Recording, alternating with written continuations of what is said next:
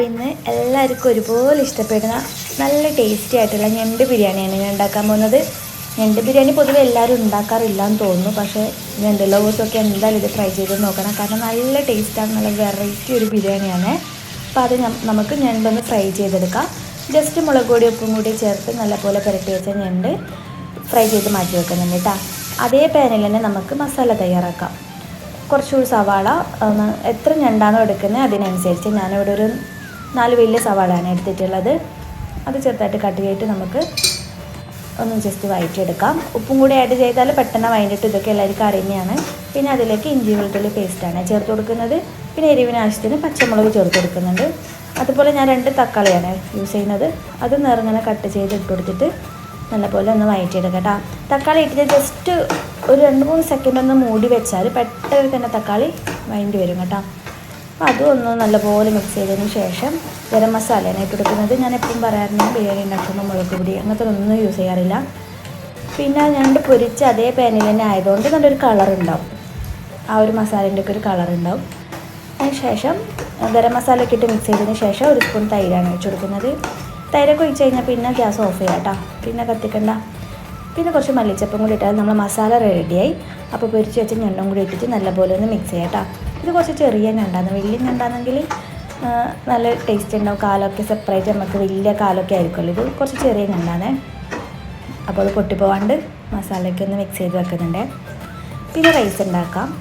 ഞാൻ പൊതുവേ കുക്കറിലാണ് ഉണ്ടാക്കുന്നത്. കുക്കറിലാണെങ്കിൽ ഒറ്റ വിസിലിന് നമുക്ക് തയ്യാറാവും. ഞാൻ പാനിലാണ് ഉണ്ടാക്കുന്നത്, ഇന്ന് കുറച്ച് ഉണ്ടാക്കുന്നുള്ളൂ.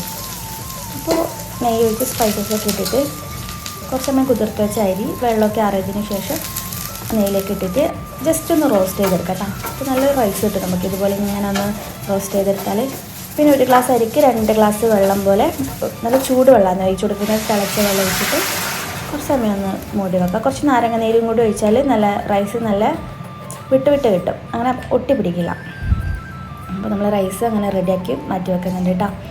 പിന്നെ നമ്മൾ സാധാരണ എല്ലാ ബിരിയാണിക്ക് ഉണ്ടാക്കുന്ന പോലെ സവാളയും അണ്ടിപ്പരിപ്പ് മുന്തിരിയൊക്കെ ഇങ്ങനെ വറുത്ത് കോരി മാറ്റി വെക്കുന്നുണ്ട് കേട്ടോ.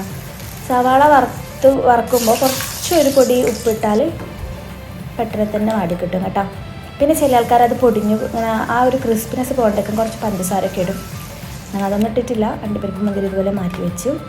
പിന്നെ മസാല നേരത്തെ ഉണ്ടാക്കിയ മസാലയിൽ കുറച്ച് മാറ്റി വെക്കുന്നുണ്ട്, കാരണം നമുക്ക് കുറച്ച് ലെയറായിട്ട് ഇന്ന് ചെയ്യാം. അപ്പോൾ കുറച്ച് മസാല ബാക്കി വെച്ചിട്ട് ബാക്കി വേറെ ഒരു പാത്രത്തിൽ മാറ്റി വെക്കുന്നുണ്ട്. ആ മസാലേൻ്റെ മുകളിലേക്ക് കുറച്ച് റൈസ് ഇട്ട് കൊടുക്കാം. റൈസ് ഇട്ടതിന് ശേഷം അതിലേക്ക് നമ്മൾ അണ്ടിപ്പരിപ്പ് മുന്തിരിയും സവാളയൊക്കെ വറുത്തതില്ലേ അതും അതിൻ്റെ മുകളിൽ ഇട്ട് കൊടുക്കുന്നുണ്ട്. അങ്ങനെ ഒരു 2 ലെയറായിട്ടാണ് ചെയ്യുന്നത്. ഞാൻ ദമ്മൊന്നും ചെയ്യാറില്ല കേട്ടോ ബിരിയാണി ഉണ്ടാക്കുമ്പോൾ, കാരണം നമ്മളൊരു ഇത്തിരി ഉണ്ടാക്കുന്നില്ലല്ലോ. അപ്പോൾ അങ്ങനെ ദമ്മൊന്നും ചെയ്യാറില്ല. ഇടയ്ക്ക് ഇതുപോലെ ഇങ്ങനെ ലെയറാക്കി കൊടുക്കും. ചിലപ്പോൾ മസാലേൻ്റെ മുകളിൽ തന്നെ റൈസ് ഒന്നിച്ചിട്ടിട്ട് മിക്സ് ആക്കലാണ്. ഇന്ന് ഞാൻ കുറച്ച് ലെയറായിട്ടാണ് ചെയ്യുന്നത്. വീണ്ടും മസാല ഇട്ട് കൊടുക്കുക, പിന്നെ റൈസ് ഇട്ട് കൊടുക്കുക. ഇട്ട് കുറച്ച് സമയം ഒന്ന് ജസ്റ്റ് ഒന്ന് ചൂടാക്കും. അപ്പോൾ ആ ഒരു മസാലയും നല്ലോണം മൂടി വെച്ചിട്ട് ജസ്റ്റ് ഒന്ന് ചൂട് കയറ്റും. അപ്പോൾ റൈസും മസാലയും ഒക്കെ അതിൻ്റെ ഫ്ലേവറൊക്കെ ഇറങ്ങി ഒരു ദം ഫീൽ തന്നെ കിട്ടും കേട്ടോ നമുക്ക്. അപ്പോൾ ഈ ബിരിയാണി വളരെ ടേസ്റ്റാണ്. നമ്മൾ പൊതുവേ അങ്ങനെ ഞണ്ട് ബിരിയാണി എല്ലാവരും ഒന്നും ഉണ്ടാക്കാറില്ല, പക്ഷേ എന്തായാലും ഉണ്ടാക്കി നോക്കണം.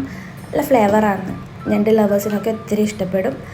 അപ്പോൾ ഇഷ്ടപ്പെട്ടാൽ എന്തായാലും നിങ്ങൾ തയ്യാറാക്കി നോക്കുക. ചാനൽ സബ്സ്ക്രൈബ് ചെയ്യാത്തവരാണെങ്കിൽ സബ്സ്ക്രൈബ് ചെയ്ത് സപ്പോർട്ട് ചെയ്യുക. ലൈക്കും കമൻറ്റും ഒക്കെ ചെയ്യുക കേട്ടോ.